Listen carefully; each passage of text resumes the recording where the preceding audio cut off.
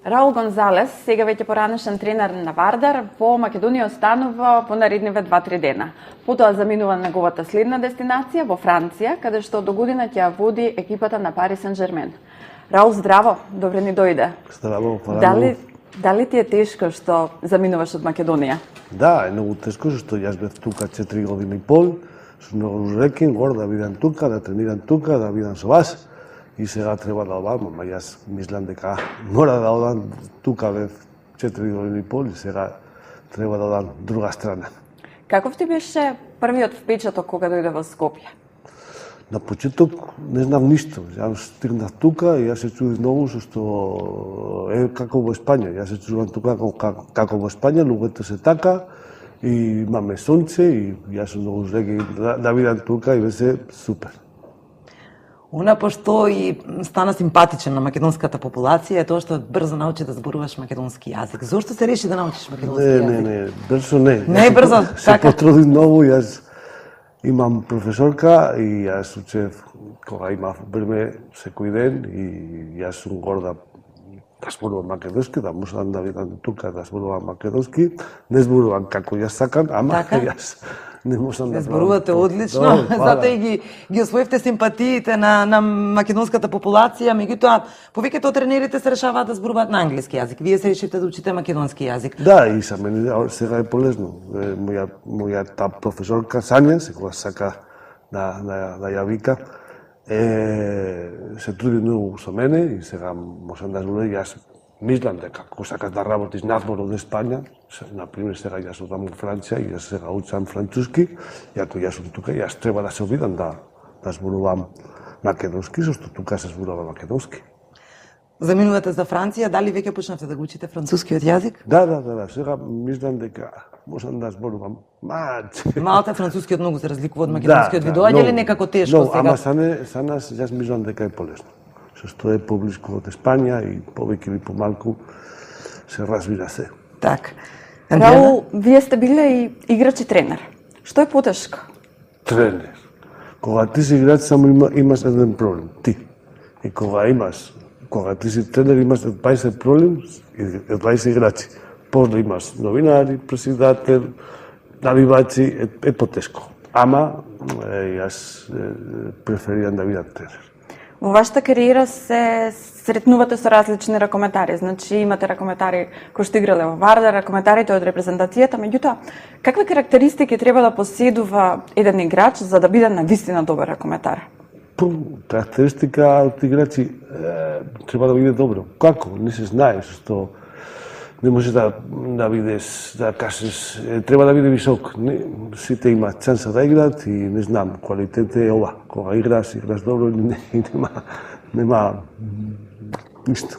Што ги прави посебно, например, што ги одвојува играчите од тимот, од Вардар, например, што одвојува еден играч од сите останати?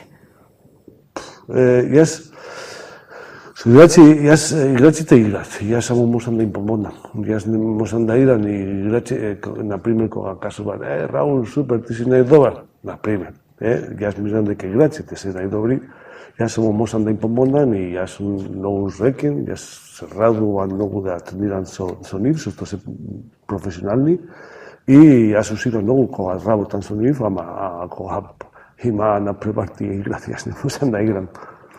Обврските со Вардар ви завршија, меѓутоа останувате уште неколку дена во Македонија заради обврските што ги имате со репрезентацијата, надпреварите што ќе се играат против Романија.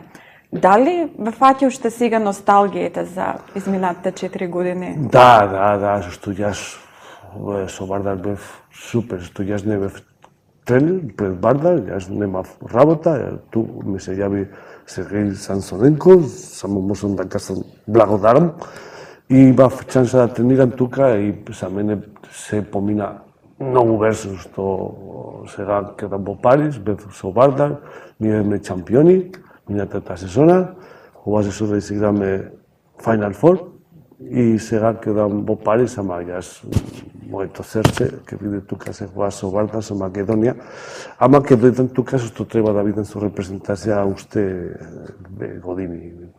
Тогаш, секогаш ќе бидам со Вардар. Дали сте разочаран што не успеавте да ја одбраните титулата? Да, многу. Сезоната беше добра, сушто кога ние играме на група, ние бевме прво место и лани исто така, и ама кога играме против Монпелиер, само изгубивме еден, ама како ние изгубивме, јас очекував да играме подобро, секогаш бевме позади нив и немавме шанса да победиме. Тогаш јас мислам дека ова сезона имаме подобра шанса од лани, што ние бевме подобро, ама спортот е така и не можеш да правиш ништо и не савршиме како ние сакаме.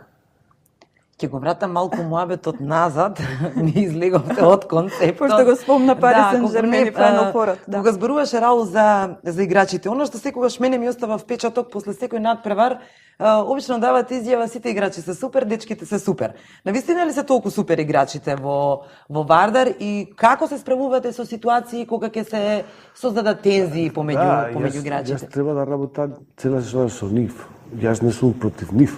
Тогаш работиме сите заедно за победа.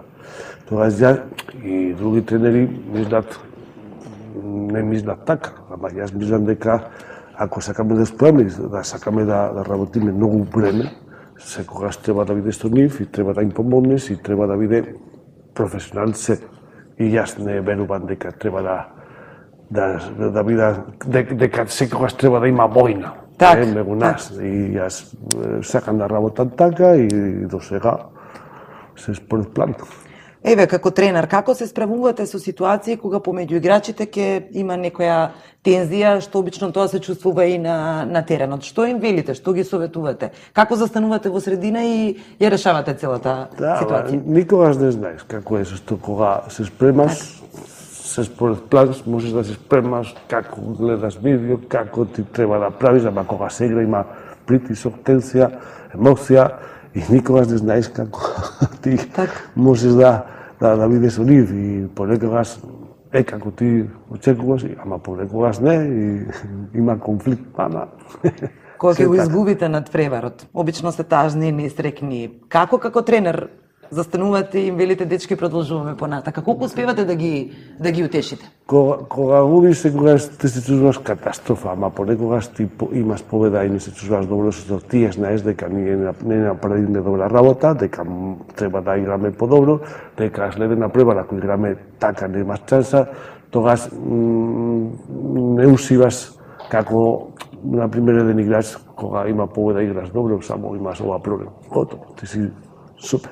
Ако ви понудат да бидете селектор на репрезентацијата и после истекувањето на договорот, после 2020, дали би останале? Не знам, што јас сега имам договор со Парис и сега и ракомет и спорт треба да оди чекор по чекор. Сега имаме квалификација многу важно, треба да поминаме против Руманија, што треба да играш, ако сакаш да играш Европско првенство, и ако имаш пораз, не знаеш што треба да правиш, што нема да играш. Тогаш јас мислам дека треба да одиме чекор по чекор и јас друга страна имам договор со Парис и што ќе се случи после никој не знае.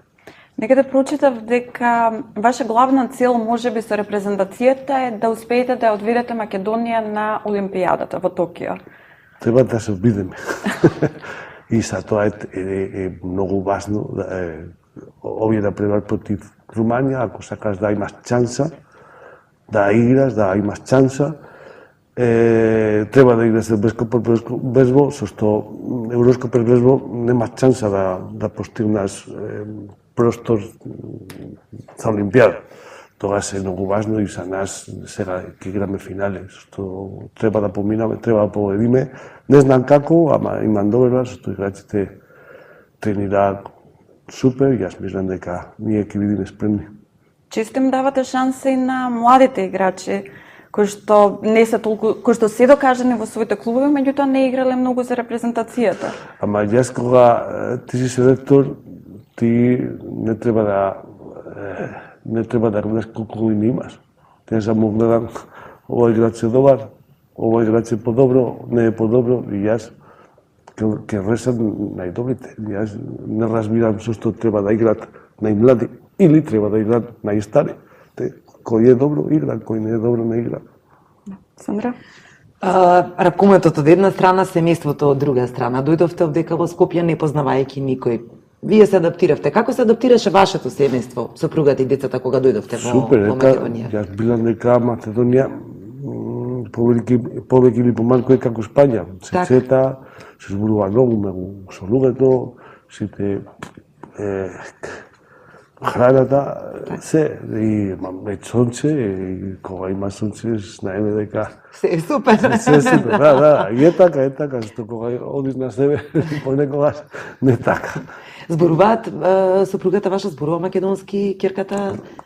Керката подобро. Така? Многу подобро, што игра ракомет со Бардар и играчите на Бардар само зборуваат македонски, мојата керка знае да зборува македонски, чита македонски и пеа македонски. О, тоа е кога научила да пее, се научила тогаш знае се. Некаде прочитав дека вашите деца не сакаат да си одат од Македонија. Како ги убедивте? Не сакаат да одат, зашто кога ти имаш 16 години и тука ти си 5 години, најдобрите пријатели се од тука. Кога ние бевме во Спања, не сакаше да дојде тука. Ама сега неговите пријатели се од тука, сака да биде тука, не сака да дојде. Ама знае дека е мојата керка и дека треба да оди. И нема шанса, не може да биде тука. Вашата керка е ракоментарка. Колку ви е тешко да бидете и татко и тренер? Ја советувате ли, ја карате ли? Да, ама кога ти спортуваш и ти си млад, најважно е дека спортот е најдобрата наука за мене. Зашто кога ти спортуваш, не пиеш алкохол, не пушиш, тогаш јас сум многу зекин да спортува. И мојата керка нема квалитет да игра, например, со прва екипа, ама секој ден оди на трен, се труди, и јас сум многу зекин дека кога е со нив не разбираш. За мене е важно. Уште едно прашање имам само, тука ќе заминете од Македонија, дали планирате покрај врските што ќе ги имате со репрезентацијата да доаѓате со семејството овдека на неколку дена да останете? Чисто да евоцирате спомени, да се посетите како ви било? Да, јас секогаш ќе дојдам тука, има многу пријатели, јас има многу работи да правам тука секогаш.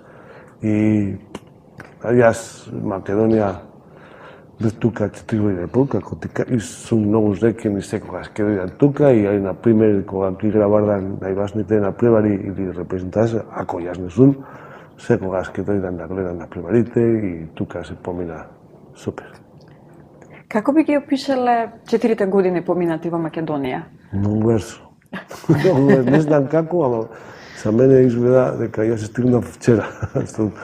Ама мојот живот како е, например, ракоме не знам многу работи од надпор. Зашто кога ти си тренер, зборуваме преходно што е полезно, играч или тренер. Кога ти си тренер, например, ти играш сабота, имаш одмор недела. Ама кога ти си тренер, играш сабота, недела се спремаш што треба да тренираш во понеделник. Тогаш не разбираш многу што се случува надвор. Секогаш ние сме со ракомет и се помина многу версо. А што ќе ви недостасува најмногу кога ќе заминете од Македонија? За мене, Јане Сантаски, Кале и Борис Теховски. Што за мене е мојот живот. И кога јас, например, одам со кола, јас гледам салите, за мене е, тука кога се играме и како е салата кога игра Бардар или нашата репрезентација. Ралки не ги расплачеш гледачите. Не, во Спања не така, зашто вие не разбирате, зашто, например, во Спања ракомет е како спорт. Некој не гледа, ти можеш да четаш, некој не знае кој си ти. Ама тука во Македонија, како е салата кога игра Бардар или репрезентација, за нас е... Исто како што во Шпанија е фудбал, например. Да, например. Тоа е таа компарација. Е важно, и тука можеш да си играш ракомет. Пред малку во разговорот кажавте дека Шпанија е многу потсеќа на Македонија, дека има сонце, дека е топло луѓето, храната. Обично, кој да дојде во Македонија, кога си оди од тука, вели македонците имаат многу убава храна. Научивте ли вие некој македонски специјалитет? Сите кога дојдат тука, испанци луѓе, кога дојдат тука и пробаат ајбар, сите одат таму со 5 Ајбер. Ке понесете ли во Ајбер. во Париз ајбер? Сите. Така. Сите многу сакаме да јадеме ајбер. Предпоставувам дека кога ќе заминете ќе ви недостасуваат ситуации и спомени. Што ќе понесете со себе таму како спомен од Македонија? Кога ќе заминете во Франција? Какви спомени ќе понесете од тука? Тука. Се.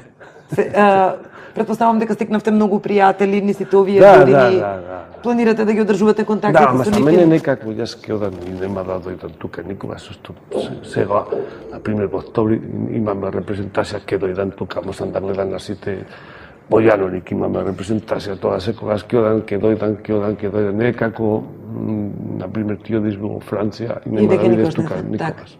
Јас сум тука секогаш. Тогаш не е толку тажна приказната. Не треба да платиш Така, тоа. така. И гледачите? Раул, која е тајната на вашиот успех? Не знам. Од играч станувате еден од најдобрите тренери во Европа. И најомилените тренери во Европа. Не, само работиме така и себе се и треба да има се среќа, здравје и на пример кога ни играме против Париз, дали Чупис направи така, беше гол, ако не е гол, си катастрофа и не е така.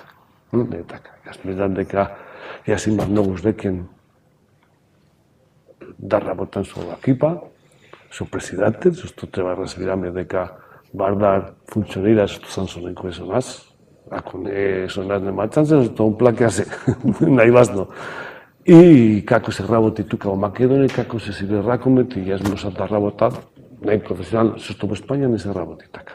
Да, ама да не беше Раул толку добар, Пари Сен-Жермен сигурно немаше да ве побара. Да, и може би тренира тука во Бардар друг тренер и он ќе биде со Париз, тогаш никој не знае. Јас мислам дека кривите се играчи.